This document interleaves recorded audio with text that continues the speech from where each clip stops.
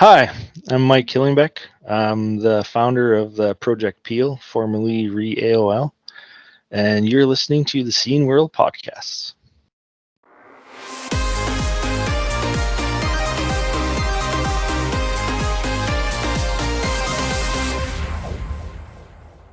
Hey, this is the intro recording of the Scene World Podcast. I'm AJ. That's Jurg over there.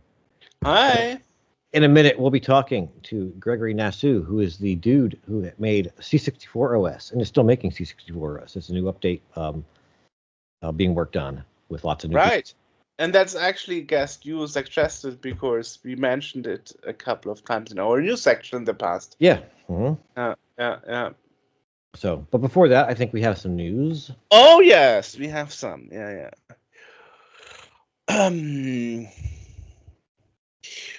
Well, number one would be that Aspire, who worked on the remaster of Tomb Raider 1 till 3, announced there would be a remaster of Star Wars Bounty Hunter coming in August.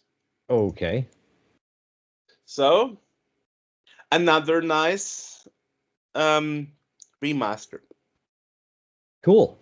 On the other hand, Disney Speedstorm, which is a racing game, a kart racing game, is announced to be coming to mobile soon. Okay. Yes. And Brazilian toy company Tectoy, which we interviewed 2 times on the podcast in the past, actually announced they will do their first own portable console. Okay. So that's also something. And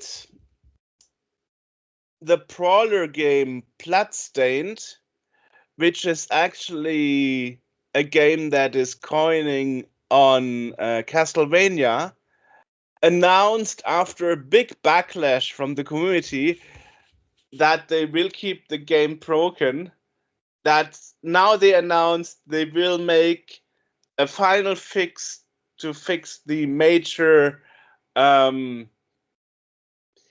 game-breaking bug, which is actually a soft lock due to selecting items in the store too fast for buying. Okay. So that means if you're in the game and you are in a shop and you want to buy something like weapons, power-ups, whatsoever, and you are navigating through the trading menu too fast, the game just soft locks and you can force shut down the game and play again. Okay. Yeah. So that is something. How this was not detected, I don't know. But it's weird if you have to intentionally slow down so your game wouldn't soft lock. That's amazing. But it's a story, nevertheless. Yes. And also from our own renewed Dennis Karimani, he released his first 3D music album. Yes, he did. Yes. So that is also something. Yes. It's actually called Renewed 3D. Yep. Fitting to the 3DO platform. Indeed. Yeah. And also, Kotaku mentioned that No Man's Sky is getting a complete universal refresh. I saw that. One of its biggest updates ever. Oh. Yeah, it's called Patch 5.0. I saw that poster. That I haven't played it yet. It's supposed to. This one is supposed to revamp. This is part 1 was just released. It's supposed to revamp the water and clouds and stuff. So I should resume playing, I guess. Yeah. Didn't in a while. That's probably the only game that I actually spend any time playing because it's just. And this thing, there's no end, there's no like goal. It's just kind of wander around and look at things. That's not true. There is there is a quest. Yeah, if you want to do that, but that's not what I do. Ah. I just wander around and look at things. I mean, I've done some of the quests. I've done like the basic, like, you know, the main stuff. I haven't done any like the community missions or whatever they are. Mm. Too lazy for that. I can't guarantee that I'll have, like, you know, that kind of. I'll pop on for an hour or two every couple of weeks or so, but it's like to sit down and, like, you know, I got to do 20 hours of gameplay. That's a bit much. All right, that would be all from my side. All right, well, you were just talking about a beat 'em up, and there's one that I'm seeing here, which is by Enable Software, I believe, or Pixel Glass. It's called Metro Siege. It's on it's going to be on modern platforms and classic Amigas. So it'll work on a bare bones Amiga 500 with 512K of memory, and it looks like a really good beat 'em up. And I can't tell, so I guess it's going to be distributed by Bitbeam Canon. Okay. Who are working with Enable Software and Pixel Glass to create this beat 'em up game. It's a 2-player co-op beat 'em up, where you're fighting rival gangs, and they're vying for control of the city. It looks very kind of. Yeah, it looks. The graphics are really nice. The gameplay looks good. There is allegedly an alpha app, but I don't see where to get it. Well, we'll put the links in the description if someone can figure that out. Awesome. And they can figure it out. Awesome. Also, there is a modern recreation of. There's So it's essentially a transcode from the original Z80 to 68K of Galaga for, again, the Amiga. Nice. So that also is available. That's, I believe, open source. You can just get it. There's a GitHub or an itch.io page where you can name your own price and download. So I'll put a link to that as well. It looks pretty good. Nice. I mean, it looks just like, you know, normal arcade Galaga from the 80s, because it is just a transcode. So nice. So yeah, that's what I got. Awesome.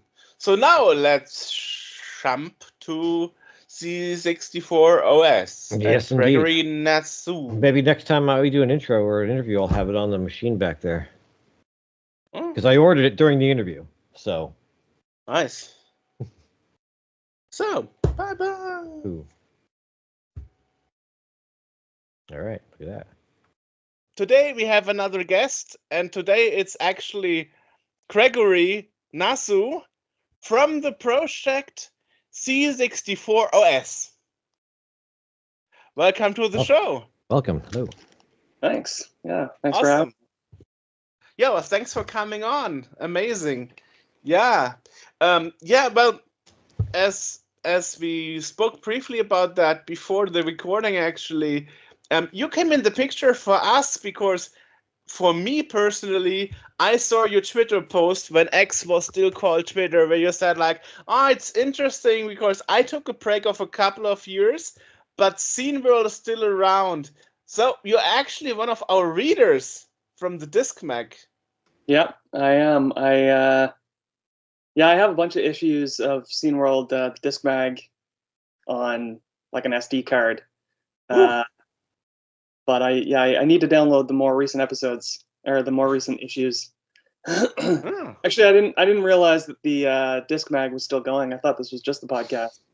So that's exciting. I prefer being able to install stuff on the 64. I mean, you can even read it in a web browser online. So. Oh yeah, actually, I knew that too. I checked that out one time.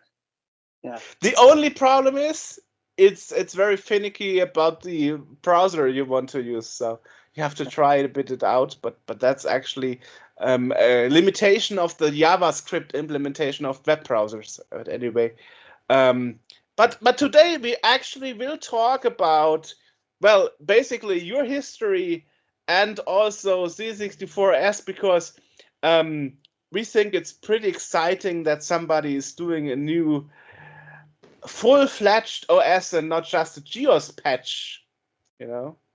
Right. So that's awesome. But perhaps let's start first with the usual question. How did you get involved in retro computers and computers in general?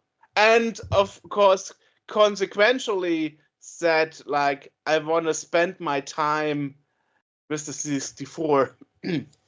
Right. Well, when I started with Commodore computers, they weren't retro yet. that's the short answer on that one. Okay, next time. No, it's fine. Yeah, no, I got a VIC-20 when I was about 5, and it was broken, and I begged my parents to get it fixed, and they did. And the only kind of weird thing about my Commodore history is that I was quite isolated from, like, I didn't really know other Commodore users. I had a couple people in the village I grew up in had like an Atari 400 and an Apple II and a couple other weird machines, like a Coleco Atom, I think one of my neighbors had. You know, it was just like this weird mash of totally incompatible 80s computers. And but I thought the Commodore was the best because it was. And then when my brother went off to university, he had a roommate who had brought his C64C and 1541-2 and like a couple other cartridges and printer adapters and stuff. He brought all that stuff to university, but he wanted to upgrade to like a shiny new PC. And so my brother was like, "Oh my God, you know, my brother was saying that I would love all this stuff." And so my parents bought it from my brother's roommate, and I ended up getting a Commodore 64. And then it's just like, to switch from a VIC-20 to a Commodore 64 was just like insane. It was just like magical. Wow. And then kind of to go further down the line, eventually I was going to myself get a PC like several years later, and I discovered that Creative Micro Designs was out there, and they were making like CMD hard drive and RAM link, and the Super CPU was just kind of on the horizon. They hadn't actually released it yet. Okay, so that must have been 97 then. No, it was earlier than that, I think. Well, it was the Super CPU was maybe around 97, but when I discovered them, it was maybe more like 1993, something like. And so I think the RAM link was kind of new. It was like maybe it just been released the year before. Right. The Super CPU is still on the horizon, but it hadn't. Yes. It wasn't available yet. 1993 was actually when the Flash 8 was released, the competition accelerate card of Super CPU. I guess that was 1993. Yeah. Yeah, so it was around that time, like my dad had like a 486 or something, and Windows 95 hadn't even come out yet. It was, it was like that kind of era. Woo! So if it was 93, that means 1 year before Commodore went bankrupt. That's actually. right. Yeah, that's what I mean by that's also what I mean by I was kind of late to the Commodore 64 because well, first of all, I'm kind of younger than a lot of other C64 people out there, but I didn't as I said, I didn't really know other Commodore users, and so it was just kind of me, and I had like a disk case full of pirated games and like demos that had been handed down to me from various people. And also my dad was a teacher, and the schools in Ontario, a bunch of them had Commodore computers. And so in the 90s, he just started like bringing home computers that they were throwing away. So I ended up like collecting a bunch of crazy hardware, but it was all just hand me down, and it was late, right? Because they were getting rid of it like it was garbage, and I was just collecting it because I was like, this is not garbage. Give me more. Right. I had like stacks of monitors and printers and disk drives and stuff in my bedroom. Awesome. Yeah. But CMD really prevented for like a decade. CMD actually kept me using a Commodore 64 instead of a PC. And then it wasn't until I went to university, I brought a Commodore 128 and a Super CPU, and I'm like, okay, it was like the year was like 1999 or 2000. And I was like, okay, I actually can't do anything at this university with a Commodore 128. And so eventually I bought a Mac because I didn't really, I had a hate on for Microsoft. That's the thing. This is Really? raging hate on for Microsoft because I liked Commodore and PCs won, and it felt like a big battle to me. And so I kind of rebelled, and I was like, screw it, I'm going to buy a Mac, even though the Mac was almost like Apple was almost bankrupt at the time that I bought my first Mac. But I dig the underdog thing. And so it was like, I was digging the underdog thing when the underdog was Commodore, but then Commodore disappeared and things were declining. But then it was like, hey, Apple's now the underdog. And so it's just like I switched from one underdog to the next. Wow. And how is it nowadays? Are you still hating PC and Microsoft? Yeah. So nowadays, what happened after that is I basically I became a Mac user, and I've stayed a Mac user ever since, and I'm on a Mac right now. So yeah, I've never owned a PC. I mean, I don't have the same kind of raging youthful hate on for Microsoft that I once did, but I still don't care for them. Like I'm not a Windows user, and I don't, whatever. I don't care anymore. I mean, there is an advantage. I mean, I feel like that when I talk to AJ about it, that Windows at least has better backwards compatibility.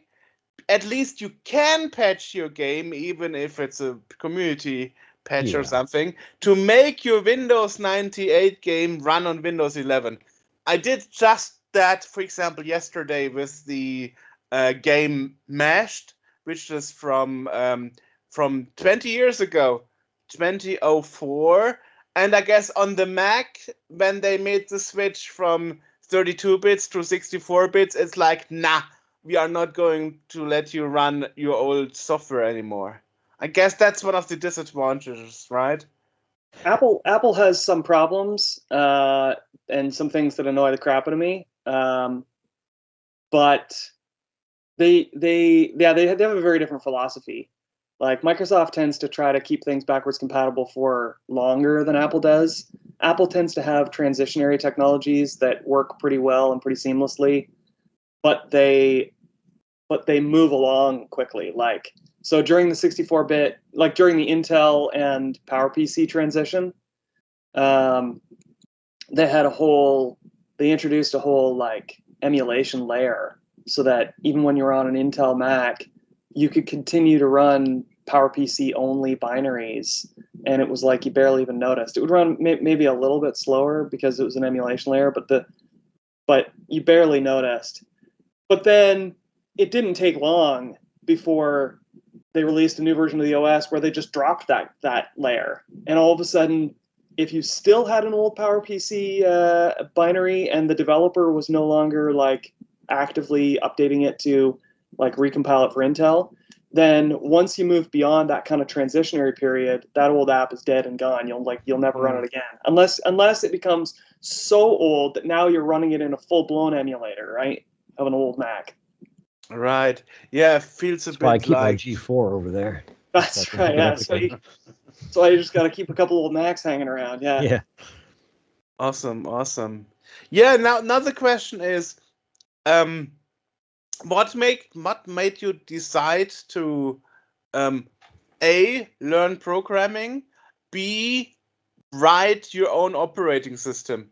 Did you hate GEOS, Wheels, Mega Patch, and all those other things? Okay. Whoa. So you've just asked like there's like so much history in here. Okay. So we gotta slow down a little. Break it down. We have time. It's not. So I was using a Commodore 64 before I experienced Windows, I believe, for the first time, like Windows 3 or whatever. Before that, and I discovered GEOS on a floppy, and I booted it up, and I didn't have a user's guide, and so I didn't really know. Like I don't know, something weird happened, and I started filling up the disk, and I didn't know how to delete anything. It's like it gets a bit weird how you delete things. It's like you have to move them to the thing at the bottom first, and then you trash them or whatever. There's some kind of little procedure you have to do to kind of make sure that you don't accidentally delete a file. But despite that kind of weird sort of hiccup, I was in love with it. I just thought this is the coolest thing ever. And it really, that GEOS experience just made me love operating systems. And even though it's very simple and can't really do very much, I thought it was amazing. And then in the 90s, I was paying very close attention to GEOS upgrades. So like there was Wheels made in the United States. Mega Patch, I think, was German thing, right? Exactly. Wolfgang Grimm did Mega Patch. Yeah. So I never actually have tried Mega Patch. I've heard lots about it, but I've never tried it. And I think there was another one too. Oh yeah, they were a bit. Wings, I think, was one. Wings was one. Wings we'll get to in a second because that's a different thing. And CMD made a version as well. Right. Desktop replacement. Like CMD had Gateway. Right. And I never actually used Gateway either. But anyway, I did get a copy of Wheels, and it was a big boon when I had a CMD hard drive and a RAM link, and it could make much better use of those. And then the Super CPU came along, and all of a sudden, GEOS was not super slow because all of a sudden Super CPU was made it fast. Wheels actually almost requires a Super CPU. That's my experience. Like, or at least a 128. Yeah, I have Wheels 64 and 128, and I boot them up for fun and just to try things out and so on. And I'm kind of blown away by how slow Wheels 64 is without a Super CPU. It's just like you click on a window and everything just redraws in front of you, and you see things loading in and drawing. You're like, I just clicked one thing, and I'm like waiting for 4 seconds as everything, or 5 seconds as everything redraws. Yeah, that was the brutal thing for me. When I got my 64, the GEOS disc that came with it didn't work. So for years, I read the manual over and over and was like, oh, this thing looks awesome. And when I finally got GEOS, I was like, the hell is this? Like, this sucks. When I got the 128, GEOS 128, and a 1581 and an REU, then it was usable. Exactly. But a 64 with a 1541, no. Right. So at around the same time that Wheels was being worked on, and I was going down to a lot of Commodore conventions in the States, a guy from Australia, Jules McGuinness from Australia, he was young. He was younger than me, and he was very bright, and he had won like a Super CPU in a programming competition or something. Oh. And he was excited by it, and so he started writing a multitasking 16-bit OS specifically for the Super CPU. Like, you can't run it at all without a Super CPU because it's all 65, 8, 16, and I think it needed a minimum of 1 megabyte of Super RAM. And I got very excited about that because I thought, well, this is even better. It's like a whole next generation of operating system. It's like it's multitasking, and it's just amazing. And so I became a kind of advocate. I became like North America's ambassador for that operating system. And it was originally called GEOS, and then he kind of partnered with, I think, some German people as well. Chester Kolschen, I think, actually. Oh, yeah. Was going to start working on it, but it never really happened. I think they designed some images for potential GUI, but it never really, no work actually really got done on it. And then CMD collapsed and disappeared, and all of a sudden the Super CPU became unavailable. And very shortly thereafter, Jules, he left the scene. He just, I don't know. He got bored, or I don't know what happened, really. I kind of lost contact with him. And I was left being this ambassador for Wings. And everyone wanted to know when the next updates were coming and what were the new developments. And I'm like, I'm not even the developer. I what had happened was I had started to learn to program in C because Wings had a C compiler. It had a C cross compiler. And so I was basically learning C on my own, and Jules was helping me do that. And I had a whole pile of cool ideas for applications and stuff that I could write for Wings. And so I started to write some of that stuff. And but I didn't know anything about assembly programming, and I didn't understand at all how the operating system itself was programmed. And so when Jules left the scene and the super CPU became unavailable, it was like I felt like everything had just collapsed, right? Like, everything just disappeared. And I couldn't even, like, I had been promoting Wings like really hard and trying to get people to use it. And I actually started I started importing IDE 64s from the Czech Republic, and then I'd bring them down to the shows in the States and I'd sell them, because the combination of a super CPU and an IDE 64 running Wings was like amazing. It was the fastest drive and the accelerator and multitasking operating system. It was great. But as soon as the super CPU wasn't available, I couldn't even encourage people. Well, you should really buy a super CPU because, like, look at what you can do. It's amazing. People started to be like, wow, that looks really neat. Too bad I'll never be able to run it ever, right? Because the super CPU is, gone. And eventually super CPU, and now they cost like $3,000 on eBay. And, Wow. Right? Did we lose Wow. AJ? We did lose AJ. Whoa. I don't know what's going on today. Normally this doesn't happen, but he seems to have some technical issues today. All right. Should we just keep going? Never mind. Yeah, I mean, I just wanted to give you one correction. You said CMD disappeared. They actually didn't disappear. They are still around, but they don't do Commodore 64 anymore.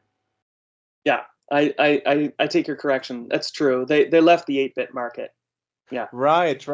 Well, what they actually did was they sold all the production rights of their 8-bit hardware to the guy who was making Wheels.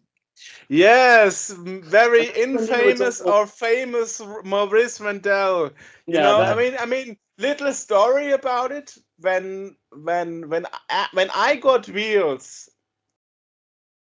I actually had the problem that my CMD smart mouse died. Right. So it had a UTC, an RTC, real-time clock in it.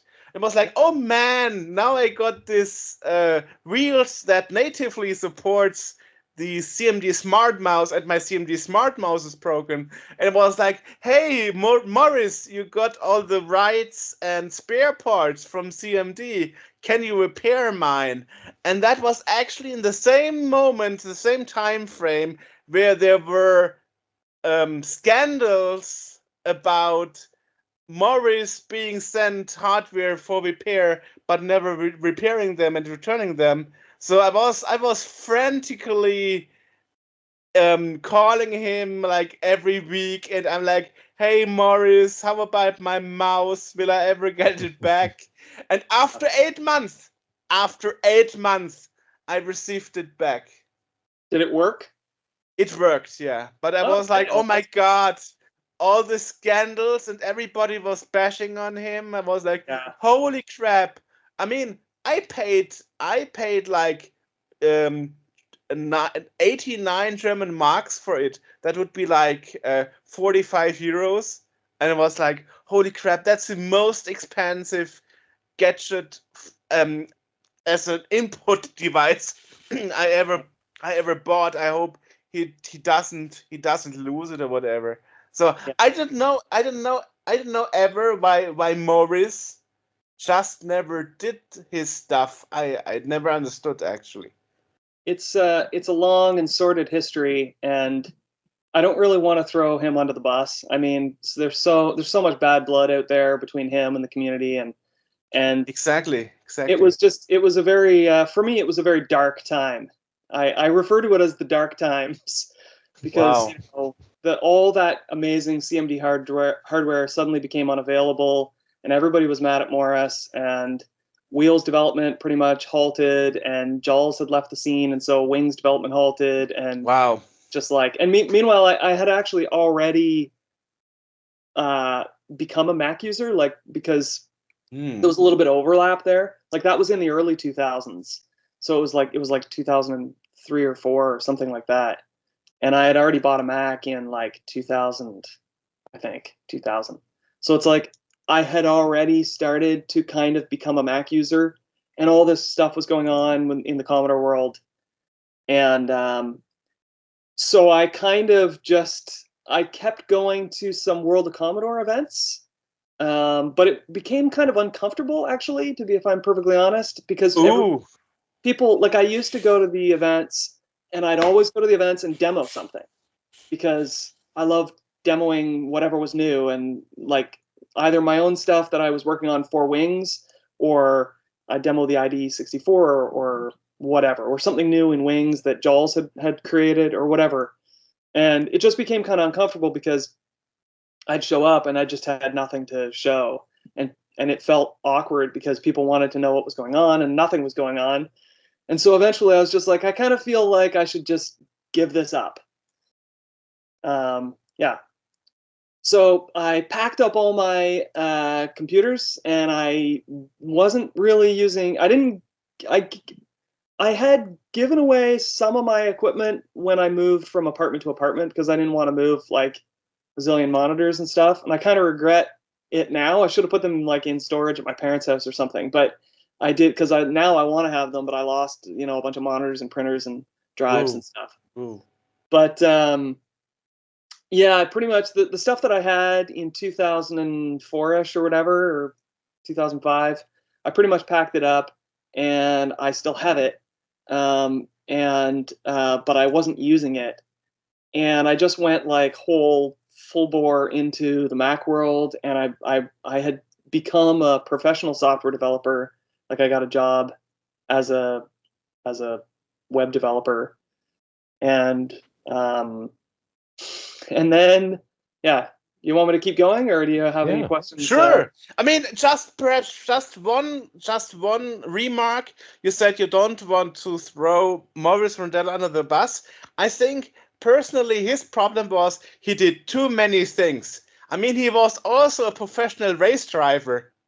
Yeah. And was like, what? And I remember the number I called all the time was actually his garage, where he would be on daytime. So I always heard like in the background the noises from the car stuff going on and stuff. I was like, man, what you are doing? You are just one single person. And it was like, got something else I could do? Give it to me. Dude took on more responsibilities than he was able to cover. I mean, there's nothing wrong with that. That's just a thing that happens.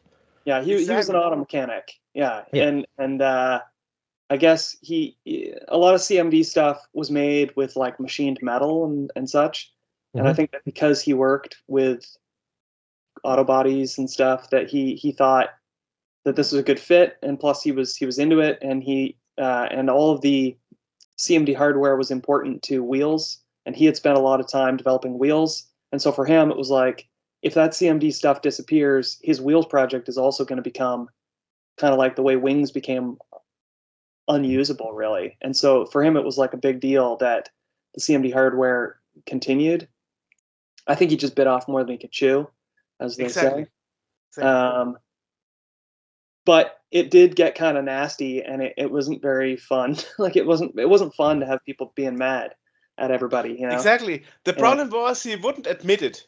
He wouldn't admit that he had too much on his hands, on his plate. Also, apparently, I mean, I'm not really aware of all the details on this, but he didn't want to accept outside help, and a lot of people offered it. Like I've heard tell that many people in the community who had the technical knowledge were like, "Look, let us build, let us redesign something, and make it cheaper and with surface mount parts or something, and you can keep going, but it'll be easier, and you can manufacture it in China." And he's like, "No, I don't want to do that." And then, anyway. Yeah. But I don't want to. Let's not derail too much. I just wanted to make sure that people don't think he scammed others or something. No, it was just that it was too much on his plate. Yeah. So, yeah, so I think around 2008 was maybe the last time that I went to World of Commodore. And then I was just so busy with, I founded a company with a friend, and we were just working in the real world, and I just got super busy, and the Commodore world seemed like it was imploding to me, and so I just wasn't doing anything with it. But then the period between 2008 and 2016 was a very big change. A lot of changes happened in the computer world.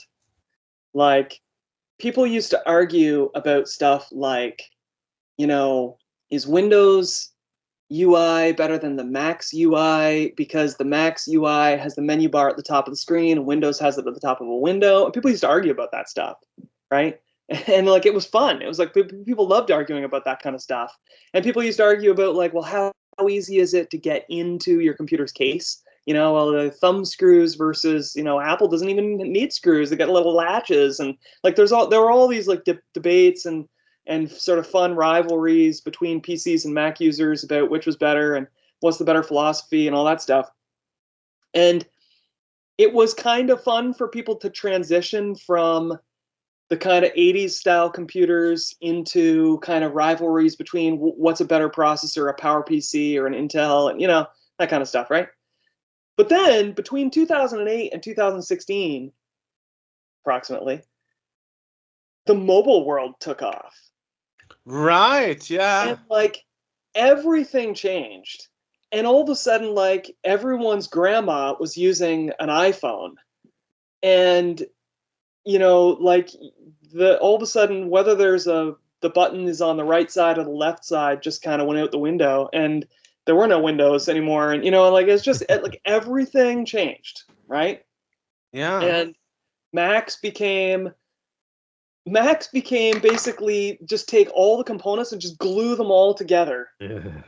Right? Literally, it's you can't, you just, everything, batteries just got glued in, and the RAM got soldered to the motherboard, and everything became you can't even service these things. Forget about whether they're convenient to open. It's just you're never going to open it anyway.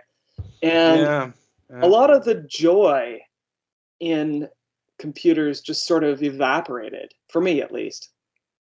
Yeah, I personally, for me, the turning point was actually, I think, in 2015 or something, or 16, when I was in an independent smartphone repair store, and they had an Android device from a customer, and they told the customer, we can try to repair it, but in 5 of 10 cases we actually break it when trying to open it. So it's on your own risk. If you sign a waiver, we will try it, but we can actually make matters worse if we are unlucky. So if the sun is shining bright and it's a nice day outside, you might be lucky and we don't break your smartphone. And if you think about it, to design a smartphone that actually can break when you try to open it, mind-boggling. Yeah.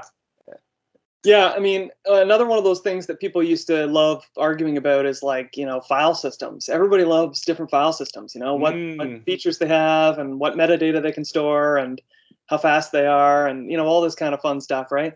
And then all of a sudden the iPhone comes along or the iPad comes along, and it's you don't ever see the file system. It's you don't even, my kids barely even know what a file is. Literally, they don't even, it's just it's a file, it's a file. They're like, what is that? Because the concept is just not presented to you, right? You don't see a little thing, and you don't even you don't list a directory even if you go back that far. And so everything's just different. And I personally found it to be a bit boring. I just found, from a hobby perspective, it all just kind of became a bit not very exciting. I love opening the computer and looking at the chips and,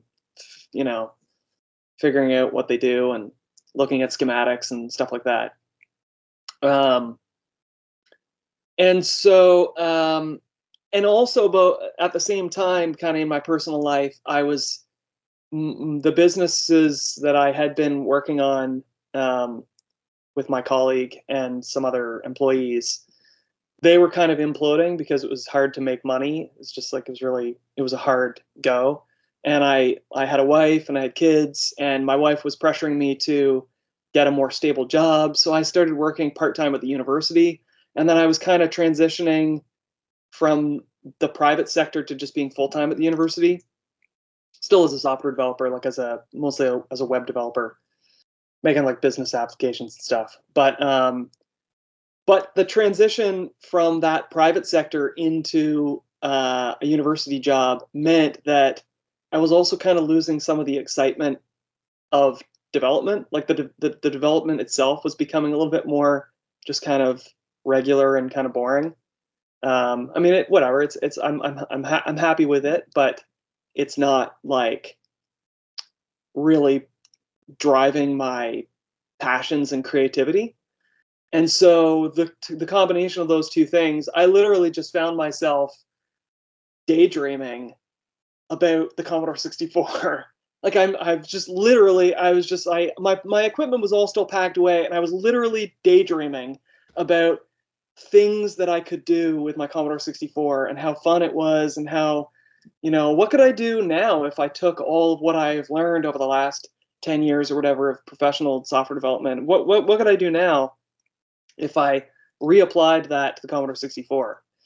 And that's pretty much how it started. And then in 2016, I came back. I set up some equipment, and I started learning 6502, and I had the idea for creating a new operating system already in my head. And so it was very slow at the beginning because I was still learning how to do 6502, and I was learning more technical stuff about how the hardware works, like technical stuff I hadn't really gotten into when I was a kid. And so, but the project gave me a goal, like it gave me concrete things that I wanted to accomplish. So it was easy to stay motivated. But I remember when I first started working on C64 OS, reading the sample code out of the back of the 1351 mouse manual. And it's like, first of all, the mouse comes with a manual. It's like, yay! I was excited again. This is awesome. The mouse is a manual, and you could read all about it. And the back of the manual has like source code. And it's like, oh, this is exactly what this is what I was born for. I am a child of the 80s, right? And I was like, this is fantastic. And I remember so I'm learning 6502, and I was trying to figure out how the mouse driver works. And when I finally got a mouse pointer moving around on the screen, when I moved the mouse, I was just like, I was so excited and I was so happy. And it was like, okay, all right. And it was just motivation, right? Like the happiness of getting that working was like, this is so cool. I got to work on the next thing. And it just kept going and kept going and kept going. You are an expert in mouse programming, so maybe you can answer me a question that I'm asking myself since over 20 years. You know the game Lemmings, right? Yeah. The game Lemmings works best on the with the 1351 mouse, right? It is also the last officially released commercial game from the main market. But here's the thing. It's the only program on my C64 that only runs with a genuine original 1351, not with any of those clone mice that actually are claiming to be 100% compatible. So I wonder why this is the only game where it doesn't work. What's the difference between a 1351 and a 1351 clone, despite every manufacturer is claiming we are 100% compatible with the original Commodore 1351? I don't know if I can answer that, because I do have a lot of people, in the C64 OS support whatever, and a few people have had some mouse issues where they're like, well, why does the mouse not work? And it's always been a bit of a mystery to me why it is that some. So I've got a 1351 mouse adapter right here that I've been fiddling with. That is Got one of those. And this one doesn't work for me. And Mine doesn't either. I've literally been asking on Twitter in the last 48 hours, why does this thing not work? And people don't have any idea. I know. I had the exact same thing. I'm sitting over here somewhere. I couldn't get it to work either. Yeah. So, but as far as I know, the SID uses a kind of an analog component to make the mouse work. But the inside of the mouse itself is totally digital. Like there's no, I think it uses some kind of a, I don't know. There's like a 5-bit counter or something, 2 5-bit counters, and then it kind of simulates a voltage level from the counter, from the size of the counter. And so honestly, I don't know why. I don't know why some software has some problems with some mouse adapters, because they shouldn't, and I wish I knew. And did you know? I found that out last year. They actually made a model especially for the C128, called the 1350, not the 1351. Well, the 1350 was just a joystick mode mouse, wasn't it? No. Yeah. It's actually advertised as especially being done for the C128. But I've got a 1351 that worked fine on my 128. That's why I'm asking. Yeah. Yeah, I think the 13. I think AJ's right. The 1350 is crap. It looks like a 1351, but if you ever see it if you see it at a trade show and you're like, oh, it's a 1351, you're like, you have to be absolutely certain that it's not a 1350, because if you get a 1350, you will want to just put it in a drawer and never use it again. Yeah, that's 1350 is what happens when you hold the button down when you turn your computer on with the 1351. It just doesn't, because then it switches to joystick mode. It switches to a digital mode, and it's junk. Yeah. Mm. Yeah. So it actually has nothing to do with the C128. I mean, it could have been a marketing thing. Like I had a 1750 REU, which was marketed for the 128. Works fine in the 64. Yeah, there was a reason for the REU thing, though. It had to need the extra power supply. Exactly. So the 64 version had I think it had less RAM. Mm-hmm. And they're like, oh, it works on a 64, and it's like, that's true. They're exactly the same, but the smaller RAM actually drew less power, and so they didn't want to have power issues. But even when they had they released 2 versions for the 64 with a smaller amount. One was like 128, one was 64 megs or 64K or something like that. But the higher one they sent out with the heavy duty power supply. It was a 128 power supply with the 64 connection. But still, the 1750 didn't come with that. 1750 was 128 only. I got the power supply and the REU separately, and they're fine. Of course, they work fine. Yeah. Yeah. You're actually right. There's actually an article in the German version of Wikipedia, not the English one, saying that the 1350 was a joystick mouse only. So there's the mystery resolved. Yeah. Thanks for that. There was a 1352. Was there? I've never heard of that. I think that was the Amiga mouse. That's the tank mouse. Yeah. Okay. The tank mouse. That's a totally different animal. I mean, there's only one paint program on the C64 that actually supports the tank mouse. So. I actually looked into how to, if it was possible to write a driver for an Amiga tank mouse on a C64, and it actually is possible, but the reason people don't usually do it is because it's extremely CPU intensive.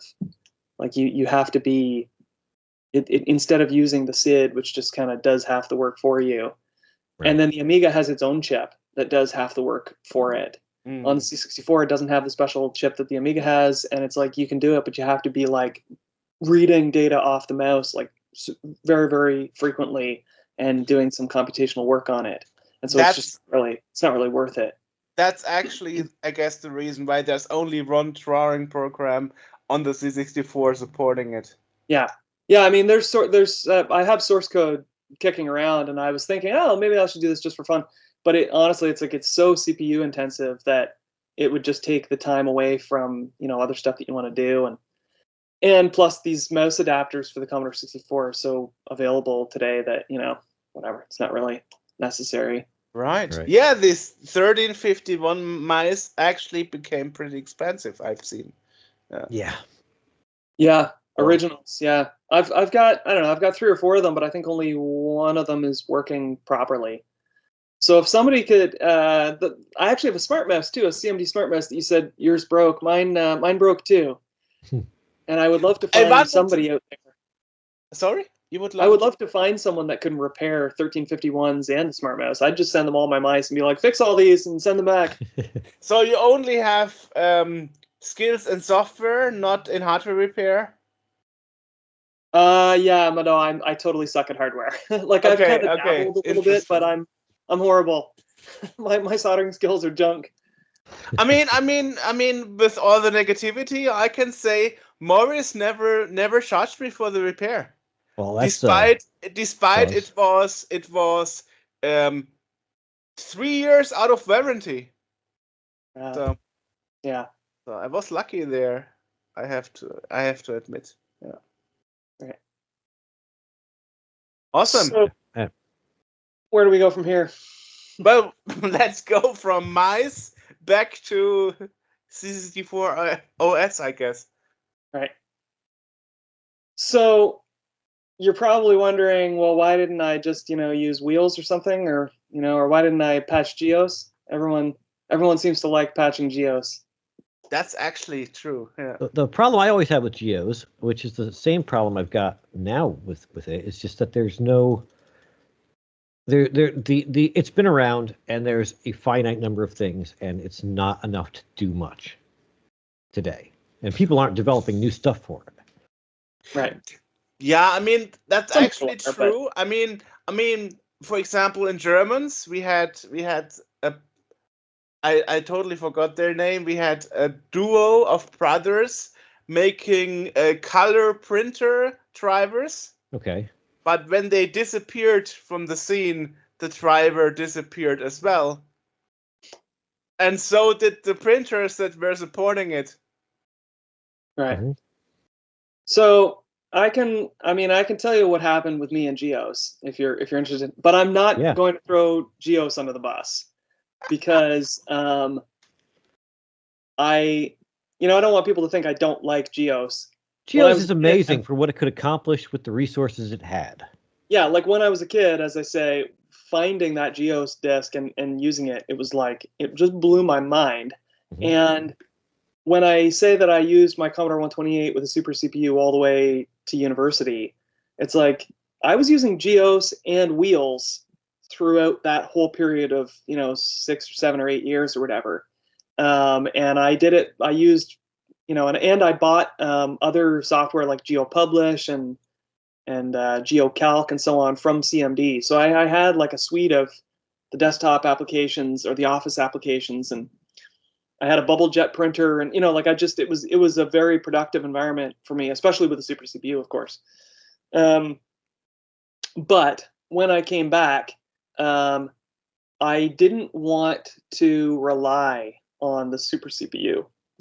So although I still own 2 super CPUs, because they're so unavailable, I didn't want to just go immediately back to the super CPU and immediately start writing software that nobody else could run again, right? It just didn't make a lot of sense to me.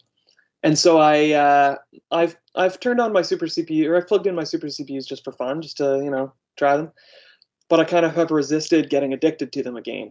And I had to reacclimatize to the speed of 1 megahertz and the low resolution screen and everything. You just have to reacclimatize, right? Because it's a shocking difference the first time you come back. Yeah. But when I booted up GEOS or Wheels, actually, that was when the shock really hit me. It's like, wow, it is so primitive. Like, you get used to things that your operating system on a modern computer can do, and you remember in your faint memories that you once used, GEOS or Wheels or whatever you used, and you totally forget all the things that it does not do. So I'll give you an example. When you are in, say, GeoWrite, and you are going to create a new document, and you get this window. It's not really a window. It's not like you can't move it or anything. It's just kind of a square on the screen that kind of looks like a window, but it's just a square. And it has a field where you can type in a name, but it's not really a field. It's just a blinking cursor, and you can type, and the name starts to go into the field. But that's all you can do. You can't, like, if you hit cursor left to go back a character, it actually just deletes the character at the end of the line. So you actually can't move the cursor into the field and add a character in the middle of the field, because it doesn't have the ability to do that. Like it's not really a field. It's just a very, very simple, probably hard-coded text input routine, and there's no ability to edit the field at all. And so the idea that you could like select that text in the field and copy it to the clipboard is like, forget it. It's like there's nothing even there's literally zero code that could do anything remotely like that in that so-called field, because it's not really even a field. Another example that you don't quite realize, but it's similar like that, when you open the notepad in GEOS, and you get the notepad, and it really looks like a window, because it's even got the little macOS style stripy title bar that's kind of designed to look like a grippy, that you can, it's meant to look like you can move it around. But of course you can't move it around. You can't move it around. You can't click on anything that's outside of that notepad while the notepad is open. And you can type forward into it, and it's kind of okay, and it wraps the text.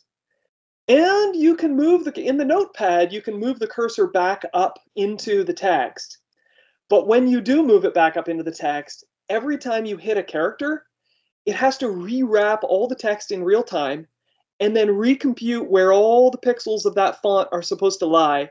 And it takes like 2 seconds or 3 seconds to redraw everything back out. So you hit one character, and you go 1, 2, 3. Okay, now it's done. And then you hit one more character, and it does it all again. And you go, well, wait a second here. This isn't just primitive. It's like, this is unusably slow, right? That's if you move the cursor back into the field. Again, if you keep the cursor at the end of the field and you just add new text to the end, it's acceptably fast, because it doesn't have to re-render all the previous lines.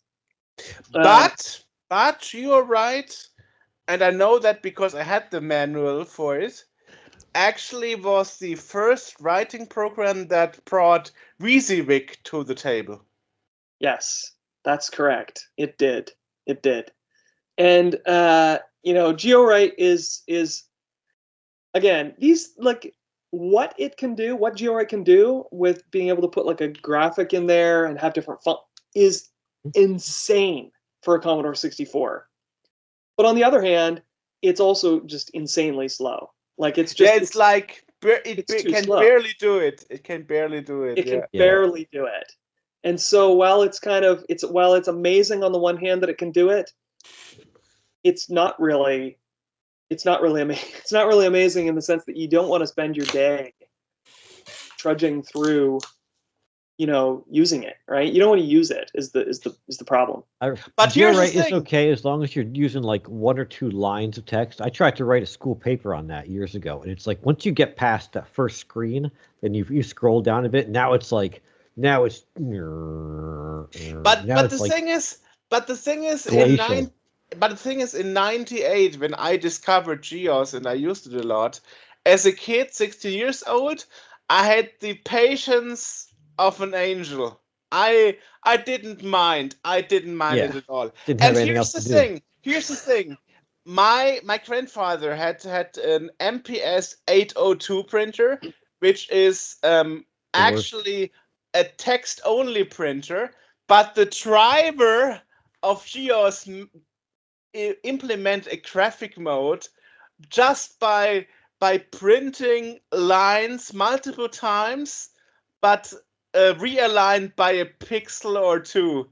And that was like mind-blowing for me. Suddenly a text-only printer can print graphics. Oh my God. Yeah, I recently acquired from a trade show an MPS 801, and that it's has only a graphic mode. That has it's only got So 7 loud. pins. Uh-huh. Oh yeah, it's super loud. It's only got 7 pins, and Yeah. so when it prints a line of text, every character is only 7 pixels high. The lack of I got in trouble in school because they think I was screwing around because of the way the G's, the descenders were. Exactly. I had to bring my printer and be like, this is what it does. I was just going to say, yeah. the G is not even on the baseline, right? Because they can't put the descender below the baseline, so it has to shift it up or whatever. Yeah, but despite the fact that it's only 7 pins or whatever, it does have the ability to. You can just feed it 7 pins oriented vertically in 1 byte. Like you give it 1 byte and it prints the first 7 bits of it or whatever as 7 vertical dots, and then it goes to the next thing, and it just keeps going like this. So you can actually, if you have a driver that can take your data and arrange it into that 7-bit vertical strip or whatever, you can output anything with it. Which is amazing because I learned, because my grandfather only had Wizardwrite 64 and this MPS 301 printer. So we always learned that's 802 printer. 802 printer, I mean. I got the 803, little guy. Yeah, but the 803 is also graphic mode. Yeah, printer. but that's also 7 pin as well. That's got the yeah. same So the 801 and the 803 are graphic mode printers, and the 802 was text only. And here's the thing: here in Germany, you couldn't print, and Sweden also, and other countries, you couldn't print special chars. So actually, my grandfather bought an upgrade kit with a switch, so you can switch it to enable German umlauts. Nice. Okay. And you had special command codes in Wizardwrite that wouldn't display on the display, so you wouldn't see the character itself. You would just see a sign replacing the character, and then like, oh, that's an O umlaut. The way printing was handled by Commodore in the 80s was actually madness. And you have to admit that somebody in 86, when he programmed GEOS, was smart enough to say like, okay, it's a text only printer, but we will make it print graphic, and also having German umlauts without extra hardware. Totally mind-blowing at that time. Right. Yeah. Yeah, I don't know how how it works, but it, like, does it have a character ROM like the way the computer does? Yeah, so you might be able to actually do what people do with character ROM switchers in the Commodore, like in the computer itself, right? Like write a different ROM with a different character generator, and then have an actual physical switch that toggles between the 2 character ROMs. Yeah, someone actually did release a ROM for it, but it's super, super rare. Yeah, okay. So Commodore actually released ROMs for Sweden, Spain, Poland, and Germany, and such stuff, you know. So, right. Yeah, amazing. Cool. Yeah. Okay, so we got sidetracked there on printers. Where were we?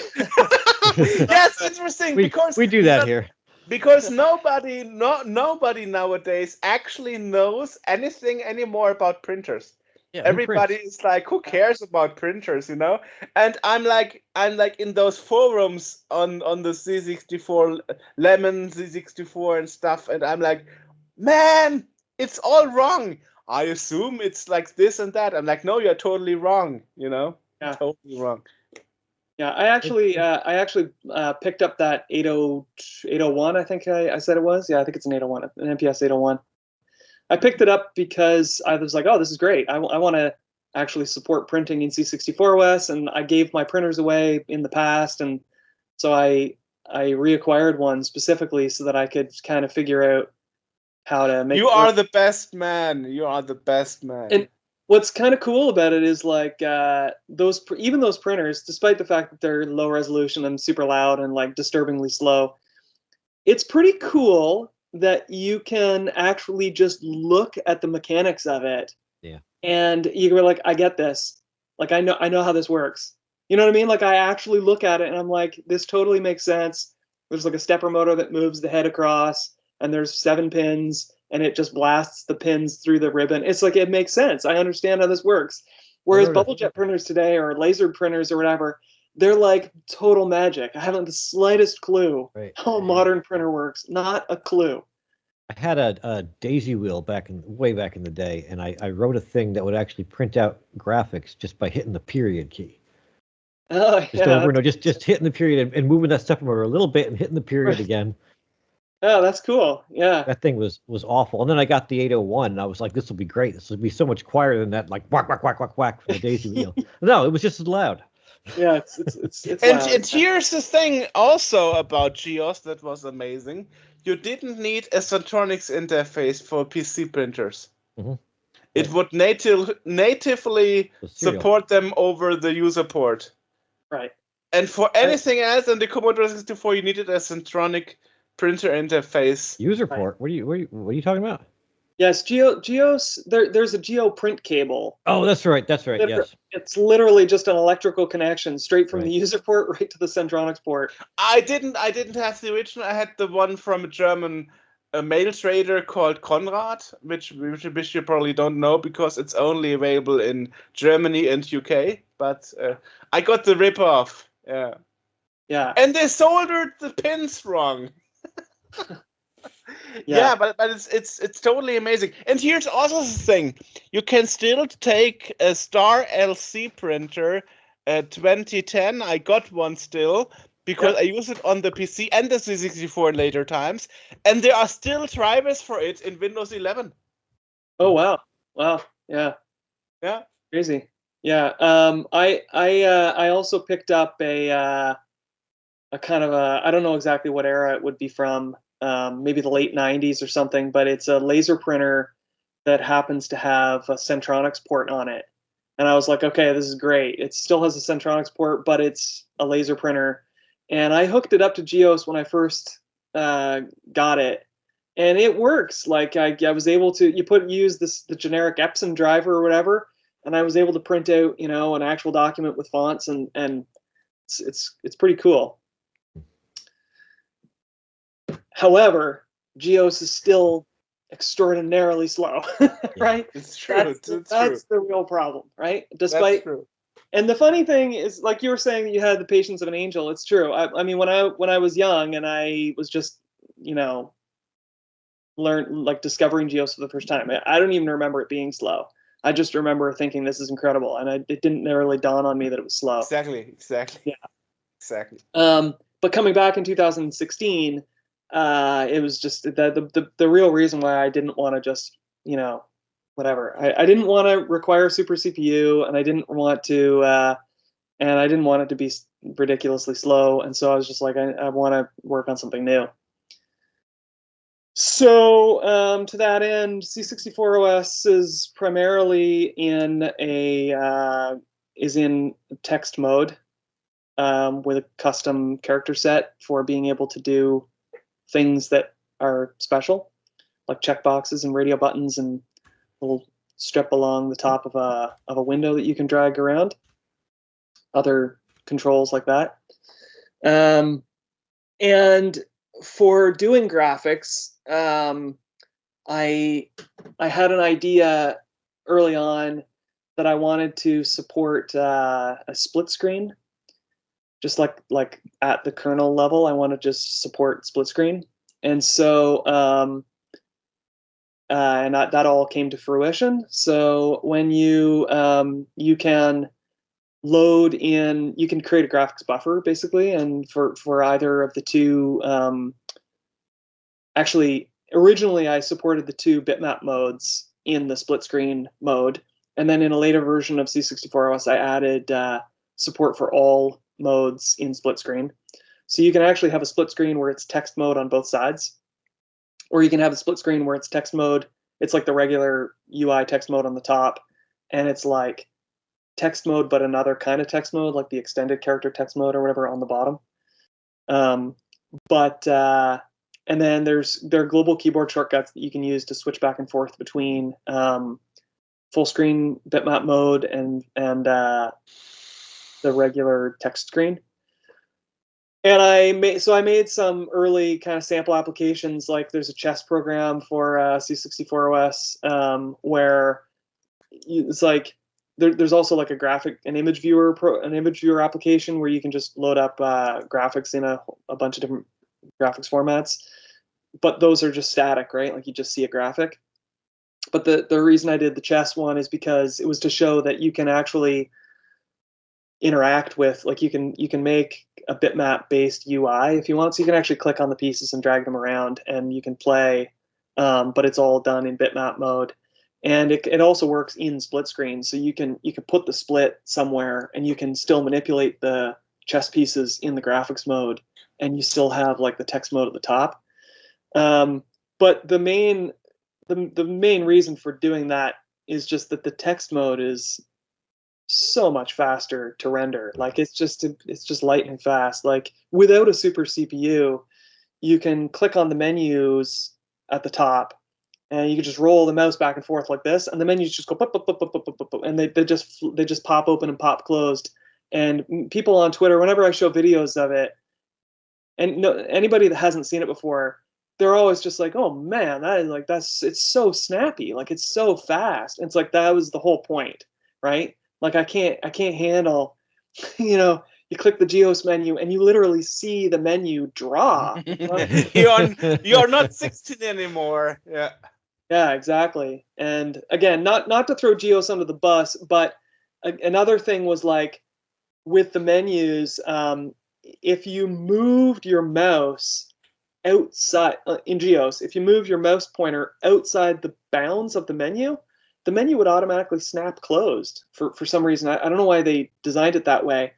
But so if you click a menu and then you have to slowly watch it draw and you want to go to the bottom item, if you go just a little bit too far by mistake and you overshoot the bottom of the menu closes, and it closes slowly. And then you have to go back up and open it, and it opens slowly, and you have to slowly go to the bottom to make sure you don't overshoot it. Plus, when you open the menu, it moves your mouse from that title bar into the menu. So if you're not paying attention, you go to move it down there, you've already gotten out of the box. That's true. Yeah, it moves it out of the, yeah. So, so the whole menu system was something I spent a lot of time on, trying to make it feel much more modern. Like, it's just, it has a lot of the things that kind of more modern menu systems have, like multiple keyboard combinations. So you can hold like Commodore plus Control and Shift and T all at the same time, and it's different than if you just hold Control T or Commodore T. Like all the combinations are uniquely identifiable, which doesn't normally work in most. Like from the ready prompt, for example, if you hold the Commodore key and you hit a letter, and you hold the Shift key and you hit a letter, it's like it doesn't. There's no difference. Like they resolve to the same thing. Anyway, in C64 OS, like all those modifier keys are uniquely identified. Awesome. And the menus like are super fast, and they have like indicators for things. Like the other thing in a GEOS menu, when you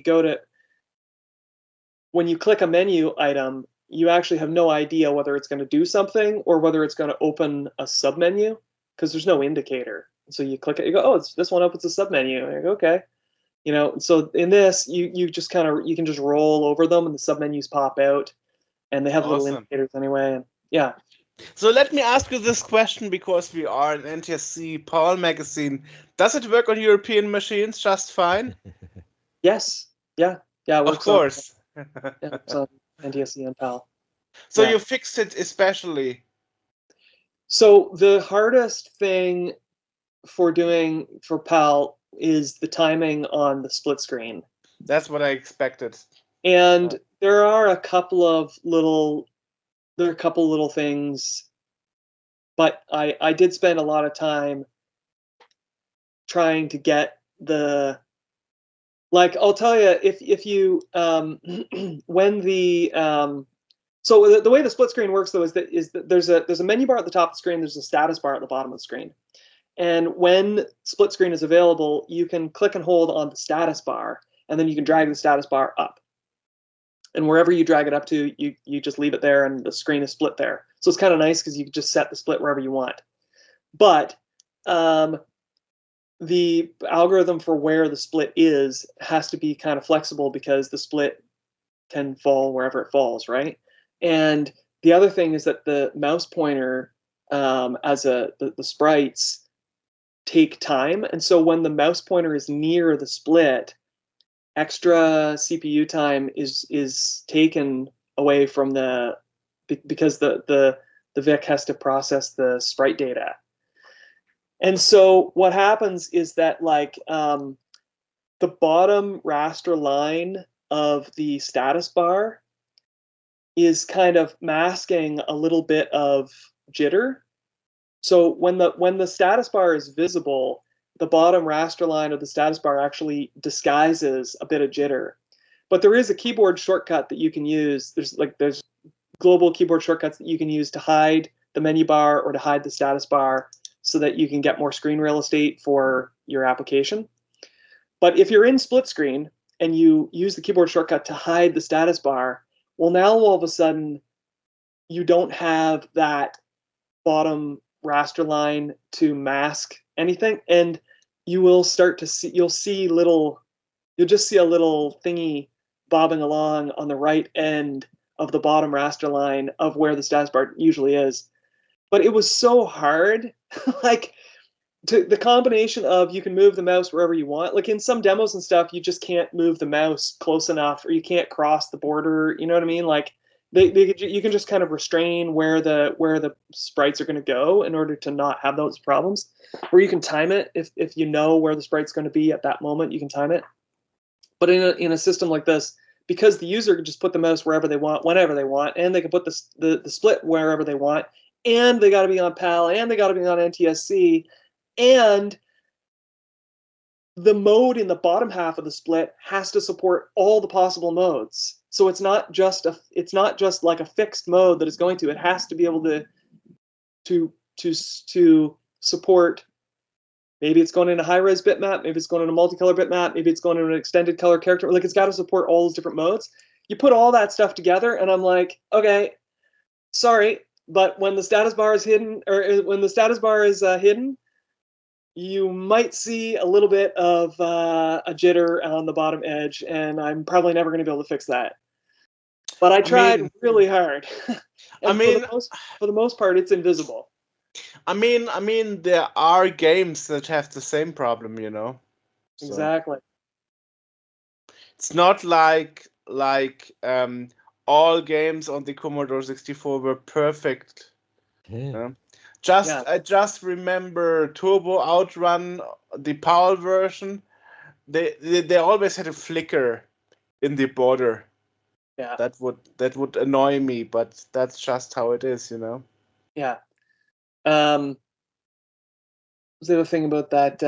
So the other problem with the split screen, of course, is that right now, there's disk access for one. So in certain applications, like there's a gallery application where you can sort of tick through a gallery of images, and on a timer, it'll just flip to the next image.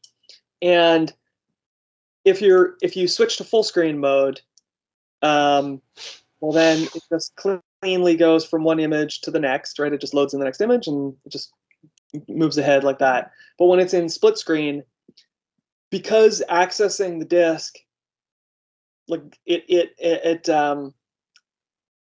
masks the interrupts to access the disk, and so it would cause the split screen to just go berserk because there's CPU contention, right? Like there's the drive and the VIC-2 both need the CPU at the same time. And so there's contention between those. And so what it does instead is it just momentarily drops the status bar. So it basically closes the split, and you see the normal text UI, and then it's loading in the graphics data. And as soon as the graphics data is finished loading in, it goes boop, and the split pops back up. You see the new graphic. So I mean, I feel like it's kind of an acceptable compromise. Yeah, I mean, you can't always make things perfect, right? Yeah. Then, and of course, what people who are not familiar with the way the Commodore 64 works, what they don't realize is like newer computers, including the Amiga, but even newer and newer computers, they have all kinds of crazy hardware that does all sorts of stuff for you. Right. Whereas Right. on the Commodore 64, it's like a lot of stuff is just done by the CPU. And Right. as soon as you try and do two different things at the same time that both require fine timing by the CPU, and you're trying to do two different things that require fine timing, it's like, what do you do? Now, the very advanced demo coders, of course, they'll write one routine that very carefully interleaves two different things. Like, okay, well, we'll service this raster bar and we'll read data from the storage device, and we'll do this at the exact same time, because the routine is just one mega routine that integrates both timings together. But in my opinion, at least, that really only works when you know what you're trying to do. And in an operating system, you inherently don't know what you're trying to do, because you're combining things Exactly. that were explicitly not designed to work together. And so you have no idea what, these two different unrelated components are both trying to do. And so it's much more difficult. So you're actually doing rocket science. Yeah, it's not, I mean, I don't know, it's not really rocket science, but yeah. I mean, one thing that I learned while doing Scene World is people also don't understand how things were designed by Commodore to work, and then they blame us for bugs in the Maxis that we are not responsible for. For example, since 2014, we are at Gamescom, the biggest game fair in the world, and it happens to be in Germany. We have our booth, and we show the disc max there. And last year, for the first time, we had the problem that most people who have never seen a C64, the first thing they do is click on the print icon. Now, as a coder, the printer is supposed to work like that. You tell the Maxis accesses device 4. Then device 4, which is the printer, starts to print, and once the printing has ended, it's giving back the resources to the drive, and then it can continue load data from the diskette. But Right. when the printer is missing, there is no device on device 4 to tell, okay, I'm finished. You can continue with your routine and load in the next, or reinitiate the disk drive.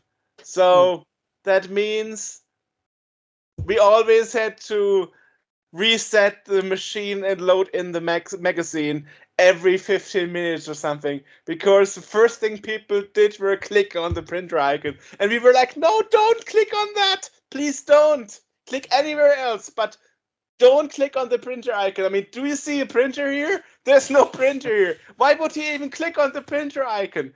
I feel like you must have solved that problem at some point with Scene World magazine, though, because I swear I've clicked on that print icon and got a dialogue that says that there's no printer detected. Yes, but then it crashes. You can't. Oh yeah, okay. I didn't remember that. Yeah, okay. But we fixed it. We fixed it for this issue. Okay. So when we release it end of July, for the first time, it doesn't crash the loading routine. Right. Yeah, I mean, you should, in theory, be able to probe the bus for the existence of a device on device 4. I have no idea how it was done, but we got Janos Kafkas, the expert for IDE 64 programming, and he fixed it. Okay, He's cool. also one of the few people left in Europe that know how printers work.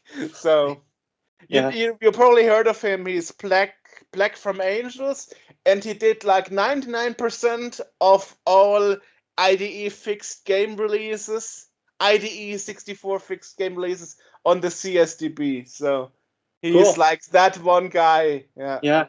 The one guy that fixes everything. The one guy that loves the IDE 64 enough to just fix every game for it. Exactly, exactly, yes.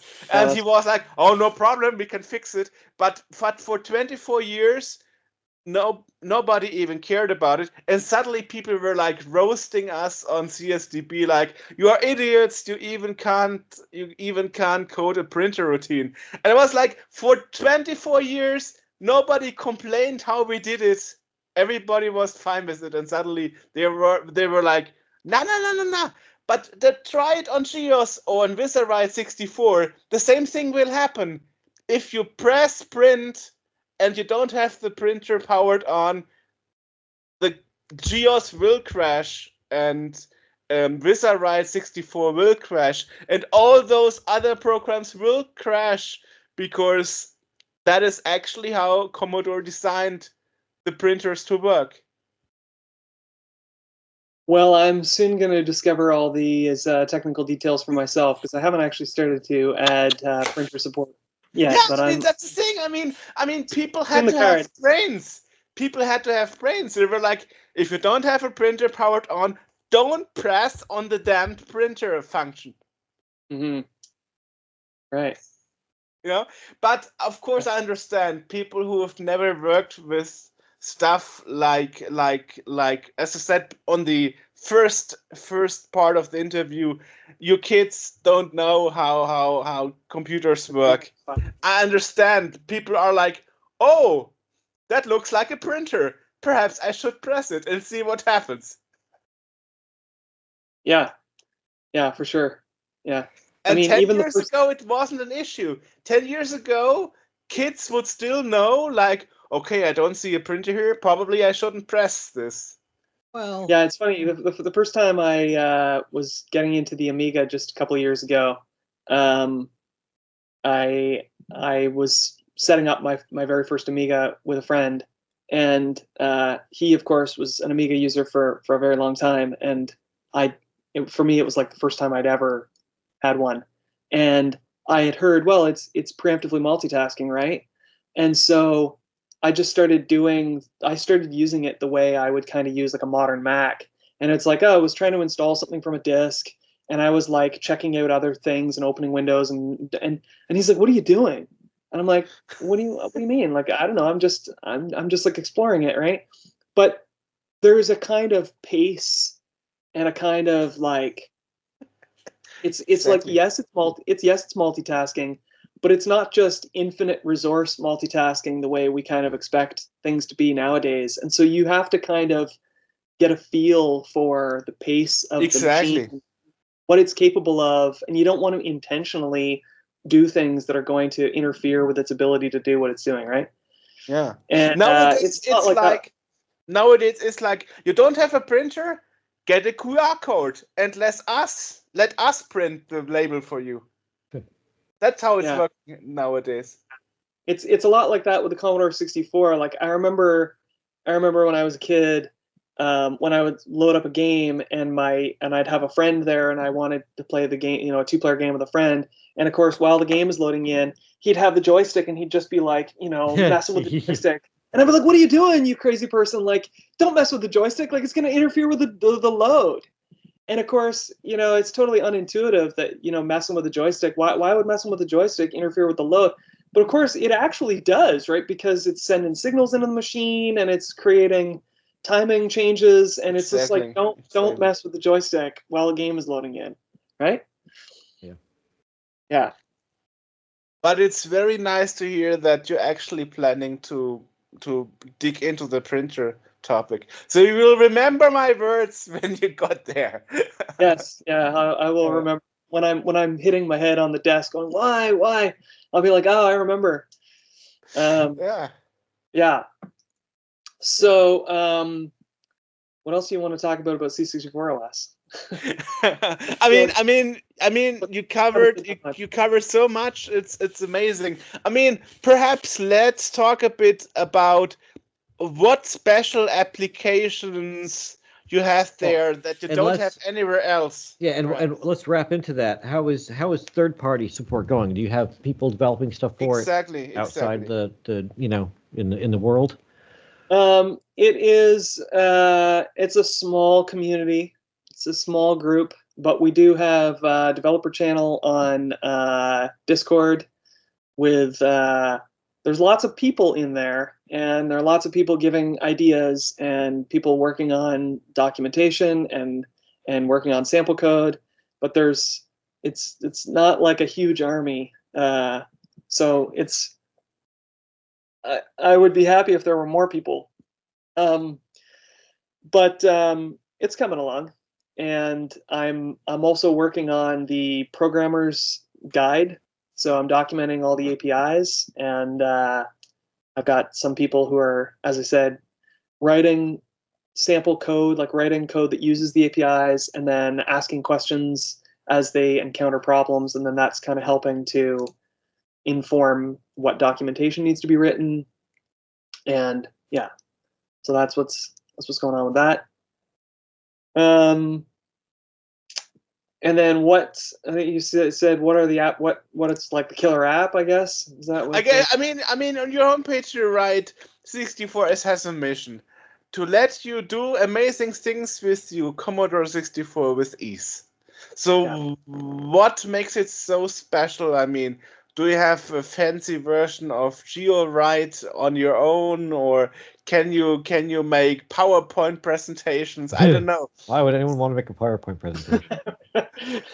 Yeah, ironically, actually, a presentation app is one of the third-party apps that's being developed right now by an enthusiast developer.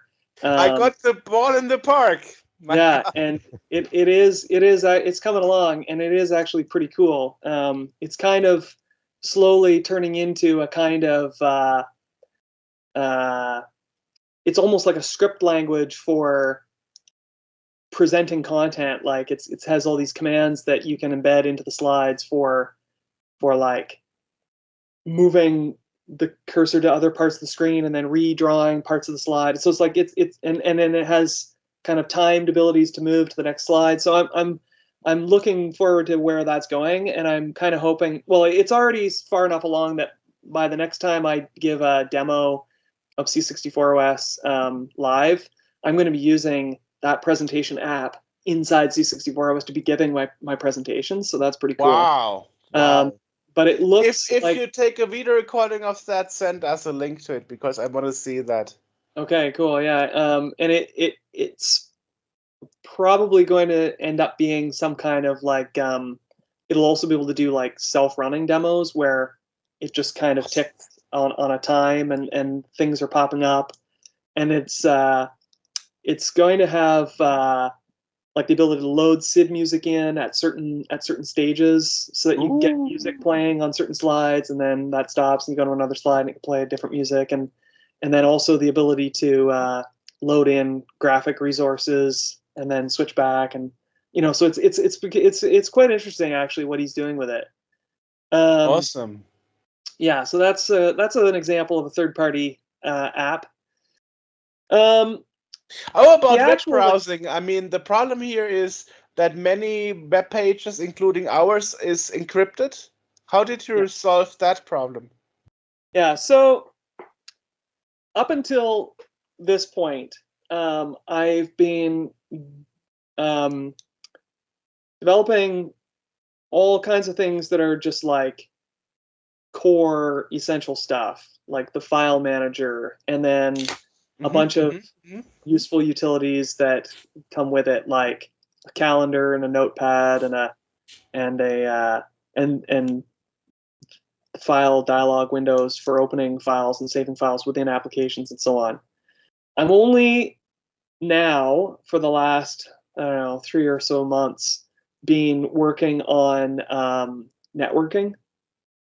So I have been developing, this is not released yet, but I have put out some videos on Twitter and YouTube. I've been developing a new kind of packet protocol that is loosely based on TCP IP, but it's much simpler, like much smaller. Oh, so you're not basing it on Adam Dangles like everybody else? No, I'm not. Okay. Yep. Doing something different. So that's coming along, and basically there's like a packet server proxy that I've written in Node.js, and I'm going to open source that proxy server. And Node.js means you can run it, basically you can backend it on anything, like you can run it on Windows or Mac OS or Linux, or you can, and so I'm going to be hosting that Node.js packet server on the same server that hosts C64 OS, but you will also be able to install it on a local computer or your own cloud infrastructure if you want, or use mine. And you basically, the only thing that you need is a single streaming connection. So for at the beginning, you need some kind a Wi-Fi modem that can open a single TCP/IP connection to the proxy server. That once that TCP/IP connection is open, that's your single streaming connection. And then over that single streaming connection, there's like a packet layer that gets sent over that. So it's like a packet layer inside inside a TCP/IP packet layer. But in theory, you could do it where you could just have like a null modem cable between your Commodore 64 and a PC, and you could run a modified version of the packet server on the PC that gets the streaming connection over the null modem. And in theory, it could also be over a real modem. Like you could have a dial-up connection, and you could have that packet server running on a remote machine. I don't think anyone's really going to do that because the Wi-Fi modems are so available and commonplace. Yeah, exactly. So much more convenient. Yeah. But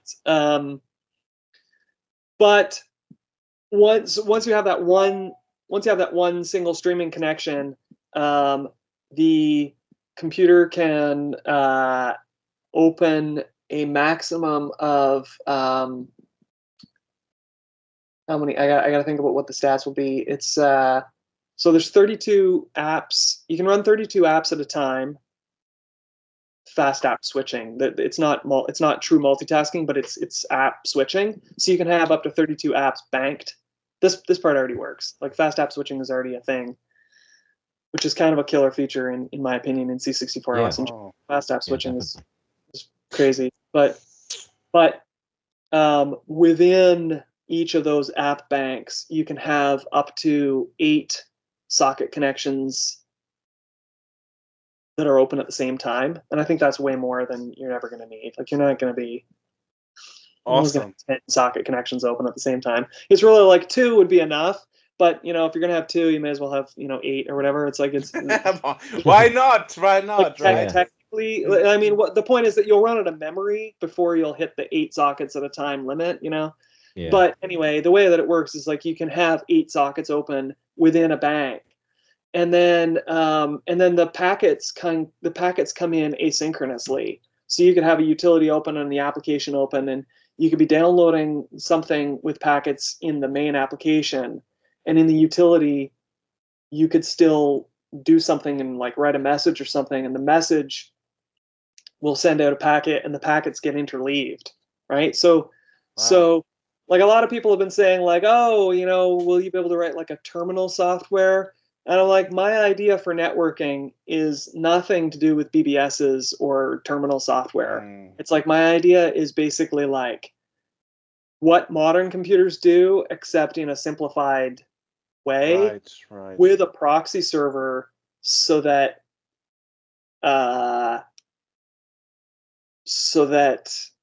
it works. I don't know how to describe why you need the proxy server. You need the proxy server because there has to be something on the cloud that actually so the way it works is like so the only thing I've written right now is a Wikipedia app I was going to bring that up because I saw that video of the Wikipedia thing, which really kind of that's sort of what fascinated me a lot recently because I like the novelty of like I do probably about 40% of my web browsing on the Amiga just because I can.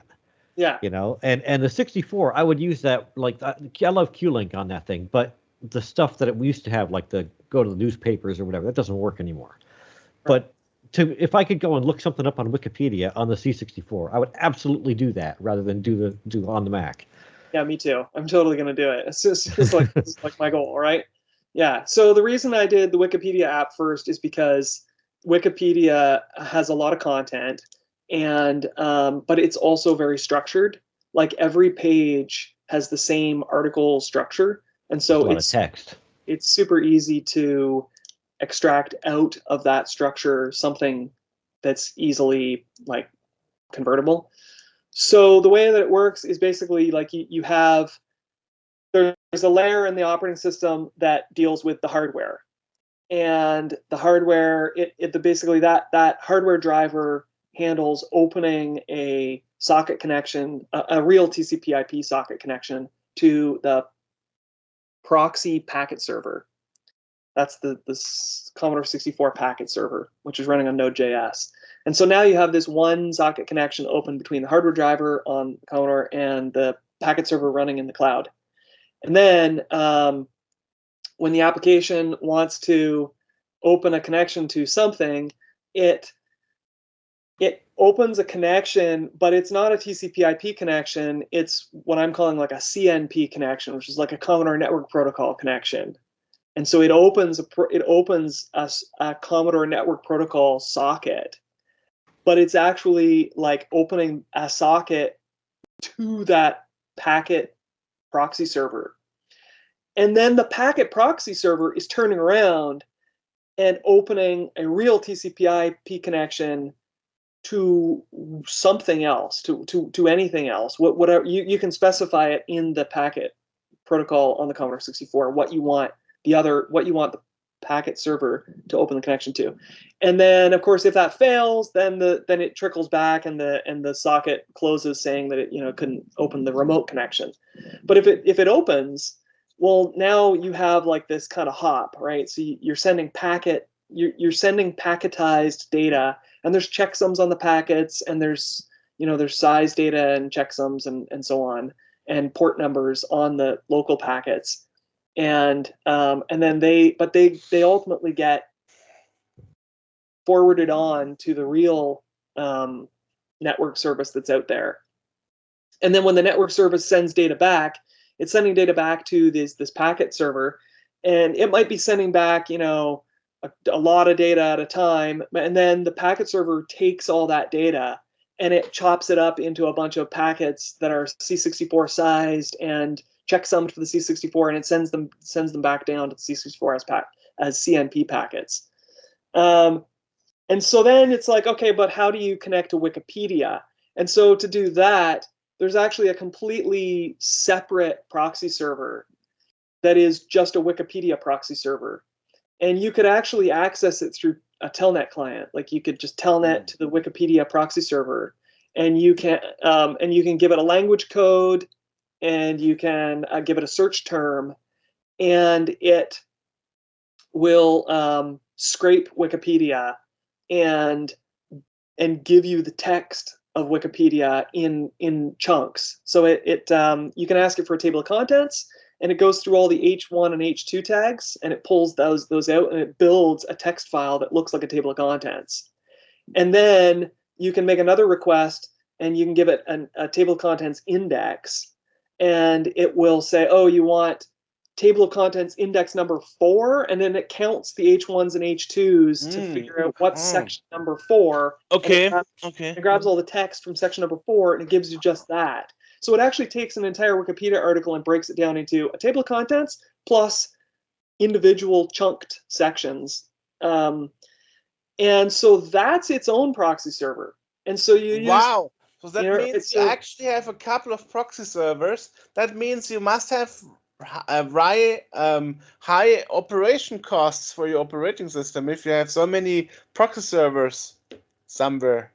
Well, yeah, this is why I want the proxy servers to be open source, because I don't want to just carry the burden of it all. It's like, but you can just download the proxy server, you can put it on your own machine, and you can just run it with Node.js, and it's like very, very easy to install. And then in the network utility where you configure the various like the hardware driver and the baud rate and that sort of stuff, you can plug in the IP address of the proxy server, and and so you can direct your C64 to whichever proxy server is out there, and hopefully there will be more than one of them out there. Yeah, I mean, if you think of it, there are users in USA, Canada, Europe, Israel, Australia, New Zealand, and stuff, and there really could be a performance issue if the connection is too far away, perhaps. You think? No? I would think at the speed it would be going, it wouldn't be that big of a thing. Depends on how good the connection is. We're also dealing with very small amounts of data.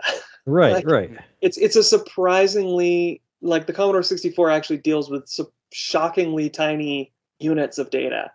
So that's the other thing. Like, I'm thinking it's going to be able to handle a lot of users before it taps out the nice speed of the proxy server. Nice. But that's the kind of idea, right? Is like, so there's the packet proxy server, and in theory, you could write an application that uses the packet proxy server to make a connection to just any old website if you wanted. But then the data that you're going to get back is raw HTML. Right. You're going to get it in a packetized form that's easy to consume, right? You don't have to talk TCP/IP on the Commodore 64 or anything like that. But you also get the reliability of, like, the checksummed packets, and you get packet timeouts. Like, you get more control than you get with a typical TCP/IP. When you're using the TCP/IP feature of a modem, it abstracts the TCP/IP for you, but you lose some of the control that you get. So with this, it's like you retain the benefits of TCP/IP, but it's still very simple. But then if you don't want to consume just raw HTML, you make a request to some other proxy server. So I have like an image conversion service, and I have a SID. I have like a SID, relocated SID library lookup service, and I have the Wikipedia service. And I'm going to do like a generic web page one, but it's more complicated, of course, because how exactly to reliably extract the content of a web page. I mean, it can be done, but it's just a bit tricky. It has to be kind of. I have a feeling that what's going to happen is I'm going to write it, and then I'm going to have, like, send me a link to all the ones that don't work. Like when you encounter something that just doesn't work for some reason, just give me an example of that. And I'll look at why did this not work, and then I'll try to adapt it so that it works better for that. That sounds painful. I know. Like, there are these reader modes in browsers. Have you ever used like the reader mode where you go to like accidentally when I hit the wrong shortcut? And you hit the reader button, and all of a sudden it pops up this thing, and it's just super clean, and it's just paragraphs of text. You're like, this is incredible. It's just paragraphs of text. Basically, my web browser proxy is going to be something along those lines, but with embedded links, so that you can link to the next page. And if there's a graphic, I imagine it's going to, like, let's say you have text and there's a link that says there's a graphic, and you click that, it's going to fast app switch to an image downloading app with the URL to the image, and that is going to use another proxy packet request to an image conversion service. And so even though the image is in fact, this massive, 3,000 wide pixel PNG, actually that URL will just be handed to the image conversion service, and you'll have some options maybe to like how you want to scale it or what kind of format you want it to be, what dithering you want it to use, and then that'll just scale the image down and send it back to you in some native C64 format. That was actually my other question. Are you planning to support third-party file formats, like koala pictures, like what is famous here in Germany is New Fly movies, for example, and stuff? Yeah. Well, New Fly is the cutting edge of basically getting the CPU to do as much as humanly possible in I know. Yeah. So like the VIC-2 has native video modes where you don't require any special CPU time at all to display them. They just display and you get all the CPU time for moving the mouse and doing whatever. And the split screen mode, it only supports native modes. It supports all the native modes, but it only supports the native modes. And for things that are non-native, like iFly or FLI or IFLI as the kind of classic kind of non-standard video modes that look pretty cool. Basically, when you want to actually render that graphic, the main event loop of the operating system will have to stop running. Like it'll basically go into a main event loop just for displaying the graphic. And it could basically just give you enough time to scan whether the guy's clicked a mouse button or hit the spacebar or something.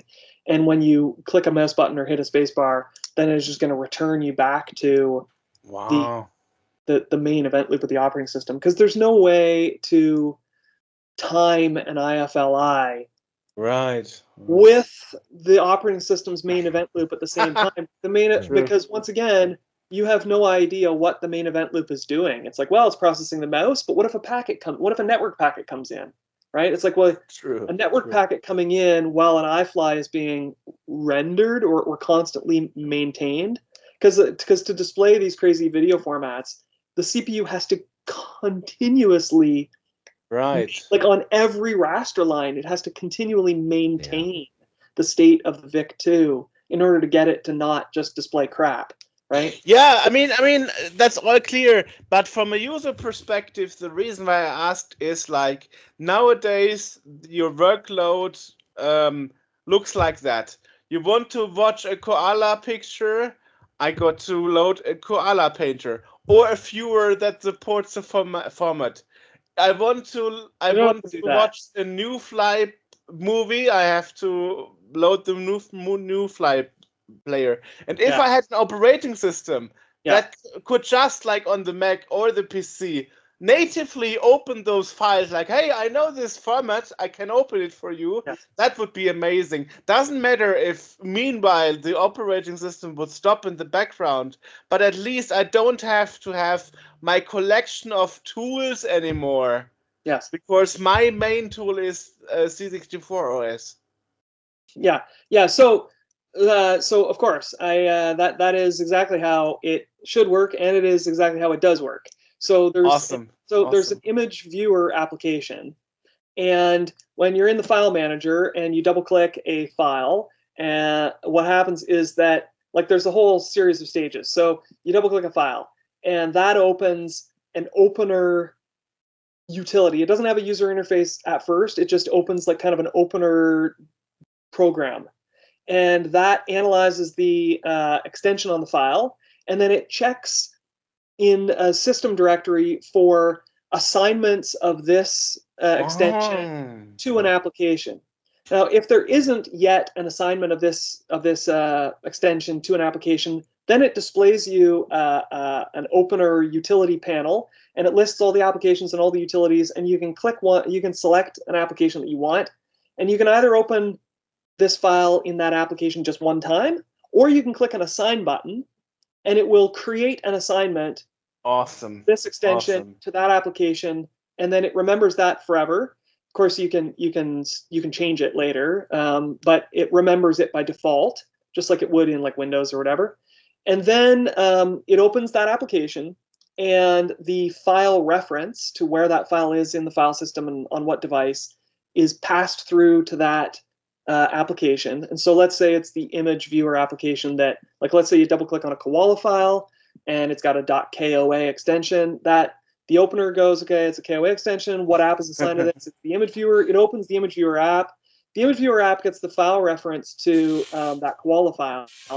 And then the image viewer app actually has data type, the whole operating system actually has data type loaders. And so, so what the image viewing app does is it looks in the loaders. There's like a library directory, and then in the library directory, there's a loaders directory. And so it looks in the loaders directory for an image data type loader for this file extension. And then it goes, oh yes, indeed, there is an image data type loader, because there's different types of data type, like data type loaders. There's like whatever. So it goes, yes, there is an image data type loader that matches the KOA extension. And so it loads in that loader, and then that loader understands the file format for koala files. And the loader also knows how to configure the video mode. And so it loads the data in, and it sets the video mode into the kind of low-level graphics structure. And that informs the operating system that there's graphics data available. And all of a sudden, the split screen becomes immediately active, because at a low level, the OS knows that graphics data has been initialized. And you can also, whenever the split screen mode is available, full screen mode is also available. That's just part of the way it works. And so and then there are like, I don't know, there's like 40 image data type loaders so far. Wow. Those are for all like standard formats like OCP and Art Studio and so on.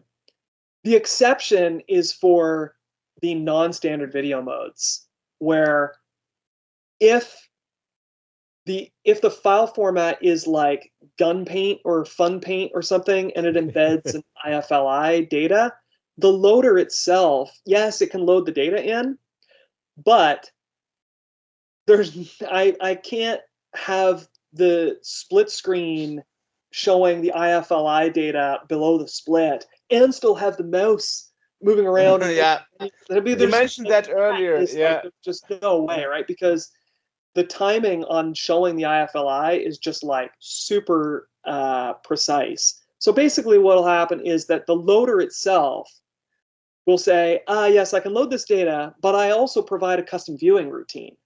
And when you say, okay, I want to view this, the operating system is going to pass control over to that custom viewing routine. And then the custom viewing routine will just take over the screen and show you the image. And the custom viewing routine itself is going to be scanning for the space bar. And if you slap the space bar or click a button, then all of a sudden it will go out of the custom viewing routine and back to the application. And there's really no other way to do it, because perfectly fine for me. Perfectly fine. Because of that, CPU timing and all that stuff. Awesome. Now, this also, you've got a lot of support for different drives and stuff. This fully utilizes the SD to IECs, right? Yes. So many people say like, hey, will it fit? People have asked me things like, well, will it fit in like a 1581 disk image?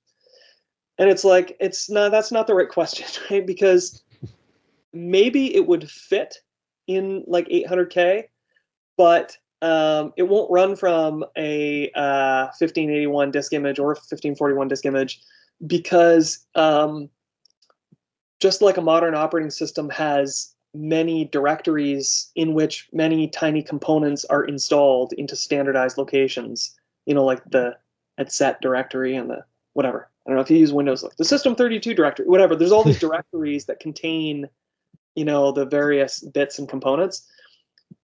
C64 OS is built around this like file system with components that are in various directories. So a bare minimum is subdirectories, and then the main device families, they have kind of a standard way in which subdirectories are accessed and created and navigated and all that stuff. So like the CMD hard drive and CMFD 2000 and the RAM link, they all kind of established the sort of standard partition notation and path format, and then the IDE 64 came along, and it recreated exactly what CMD had done for the path format and everything. And then the SD2IEC came along, and it like also very slavishly recreated the path format and all the commands that CMD hard drive uses. So all those three device families, although they use very different underlying technologies, that they all like behave very, very, very similarly from a DOS perspective. And then there's some minor differences, and then C64 OS has support for all of those, and it just like it has support for handling their differences. Like there's some subtle differences with IDE 64, and there's some commands that one supports the other doesn't. But yeah. Yeah, I've said for a while, a lot of people they take a dump on the SD to IECs because they're not exactly compatible and all this stuff. And it's like, think of the games and stuff that could be released with like a 500 megabyte freaking SD card. That would be amazing. We could finally make Monkey Island. Yeah, exactly, exactly. Yeah, like honestly, like people don't. In my experience, when people say, "Oh, SD to IEC is junk," it doesn't, it's not compatible with the 1541. It's like they're not quite understanding the point of an SD to IEC, right? Exactly. It's like really, you had the CMD hard drive in like 1990, and it wasn't compatible with a 1541 either. Right. Not if the software tried to do something 1541 specific, right? Like if it tried to do something very, very hardware specific, then okay, it's not going to work on a CMD hard drive. But CMD hard drive, you could use GEOS on it, and now all of a sudden you could store hundreds of GeoPaint documents in the same drive, right? And it's like that was the point. Is that it's a mass storage device on which you could store lots of data. And then people were running BBSs, and you could store tons of, say, disk images that were shared on a BBS, all from one storage device. And then the SD2IEC is basically just kind of like a more modern, smaller, cheaper, single chip implementation, on a microprocessor or a microcontroller rather, of a CMD hard drive that uses an SD card as its media. But it's kind of the same sort of thing, right? It's a mass storage device with subdirectories upon which you can store all kinds of data. Mm-hmm. And C64 OS is all about that, right? Like it's like, well, okay, it doesn't run 1541 games. It's like, no problem. Use some other kind of 1541 emulator to run your 1541 games, and use your SD2IEC for storing like a huge collection of pictures, or for storing like WAV audio clip data. Because you're not going to store WAV audio clip data in 170 kilobytes of a floppy disk side. Right. Yeah. Well, that is why people can only buy it on SD cards, basically. Yeah, so it ships on an SD card because that, to me, felt like the most obvious way to distribute it. Like, first of all, the SD cards are formatted FAT32. So if you don't have an SD2IEC and you do have a RAM link or something, it's like no problem. You can, when you get the SD card, you can put it in a PC or a Mac, and you can read the file system on it natively. And so you can back up the files for your own personal data security purposes. And then if you have some means of getting data to your RAM link, which you probably have because you love your RAM link, then you can transfer the install archive from the SD card on a PC over to your RAM link, and you can install it on a RAM link, and away you go. But if you do have an SD2IEC, it's even easier. You just take the card out of the manual and you stick it in the SD2IEC, and you just run it, and it. I guess so. Yeah. That's ideal. I love that idea because, like I said, it's a cool thing that's come out. The SD it's awesome. Stuff. It's and awesome. A lot of stuff doesn't support them, so exactly, it's nice to see this. Yeah. And I'm also happy to hear you are about to support printers. So you're the only person on the earth that would be happy to hear that. I know. I don't like printing from the Mac. If I can not print, I'll not print. Yeah. Yeah. I totally love printing. Yeah. All right. So let's talk about where can people find out about it. Well, C64OS.com is the place to go. It has everything. It's you can read everything. There's my blog there as well if you want to read some of the history of development. There's the main C64 OS page that talks all about it, and there's links to the online users guide and other resources. And there's also my Twitter account or X account, which is very active. Yeah. That is, I think my handle is just Greg Nacu there, and I just post all C64. I only really post Commodore 64 stuff mostly. And then there's also a YouTube channel for this stuff. It's linked to, though, from C64OS.com. Like, it's easiest to find the YouTube channel from the main C64OS.com webpage. So the links to YouTube and the X account are on the main front page of C64OS.com. Awesome. We will link to that in the podcast description. I also want to point out. Want to point out on the homepage on the C64OS.com page. There's also links to manuals for pretty much every drive that you can. Just saw that. Yeah. Yes. And there's also, which I love this. You have the an 8-bit buyer's guide. And I was talking to Jurg about this a couple of weeks ago because I freaking loved these things. Yeah. And you've pretty much recreated it on the website, but with modern stuff. We didn't have those in Germany. I never saw one in German. Yeah. Yeah, the only problem is the 8-bit buyer's guide's a bit out of date because I've just been swamped with stuff. And so I have a whole pile of products that actually, unfortunately, there's a bunch of stuff that's not available anymore that I have to pull. But I have another whole pile of new stuff that I've got in a folder on my desktop here that I have to add to it. But yeah, it's a lot of work actually to maintain it. So I can imagine been collecting it a little bit. And now we took another 2 hours from your busy schedule. That's okay. Yeah, that's cool. Awesome. Yeah. It was worth it. It's an awesome project. It is. I ordered it during the interview, actually. Oh, did you? Yeah. I think I saw that come in actually. Ooh. Arthur, is that your name, Arthur? Yeah. All right, I just revealed to the public what your real name is. Ooh. I hope we covered enough. It's definitely. As you said, it's casual, right? So we're like talking about all kinds of history and just fun stuff. Anything we didn't cover, people will just have to get C64 OS and find out. Right. Exactly. Okay. Pushing for more sales here. Yeah. Yes. Awesome. Thank you very much. No problem. I mean, that's why we are doing this. We invite anybody we want to talk to, and then. Well, and plus, keeping the machine, relevant.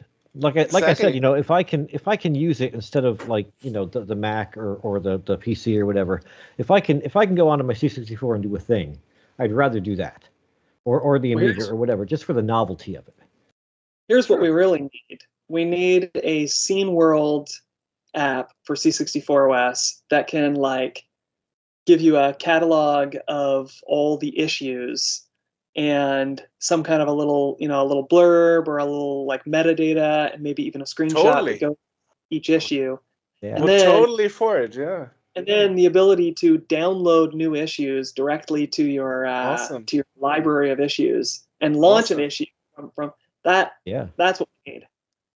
Yeah, I mean, you could directly download it from the web server that Yeah, we you have. could probably pull down the D81 or something and just pop into that thing and start it right up. It would just be a matter Exactly. of, we'd have to set the website up to, they have to set a server up to convert our website into something that could be used. But yeah, that could be done. but as understood, Gregory, Didn't we have didn't Kevin want to do something like that? He wanted he wanted to make the magazine outfit networked or something, right? Exactly. Yeah. He wanted to do a net. He wanted to connect the Maxis to the internet, and then actually Oliver, who also had developing the DTV, by the way, that like it's too complicated because there are so many different modems around. The problem with our mag system too is that it was originally written by Robin. Yeah, Robin Harper, 24 years ago. Yeah, and then he skipped town, and then it has gone through. Andrew has gone through it. Janos has gone through it. I've gone through it. Everyone has had their hands in this, so it's spaghetti. It's a mess, and there is no room anywhere to do anything anymore. Right. Yeah. We totally packed it. Yeah. If I remember, one thing that I found was weird is that the file names of the disk images going back to like the first issue, the file names were kind of all over the place. It was like there's different file name conventions. So for my own personal, I've got like the first 20 issues or something on or whatever. I went and I renamed all the disk images so that they all have the same format of capitalization and hyphens and spaces and numbering and lettering and so on. Just because, if they are going to be embedded into some kind of a library, it's like they got to have some kind of consistent, so that so that you can identify the disk image that needs to be mounted next or whatever, right? I'm gonna guess the reason for that is because because they come out so far. There's like 2 a year, I guess. Yeah. And the person that's usually putting it all together either doesn't remember what they did last time, or Exactly. is somebody completely different. Yeah. So it's like they they do things the way they do it and not how they did it last time or the person before them did it. And so, and by the time that we get it, we're just so relieved to have it done and ready to go that we don't even we're like, good, just put it there. Right. I mean, just as an example, the not the last time, but the issue before, we couldn't get it to run on the website for whatever reason, and then it turned out that for some reason the disk image had a BAM error.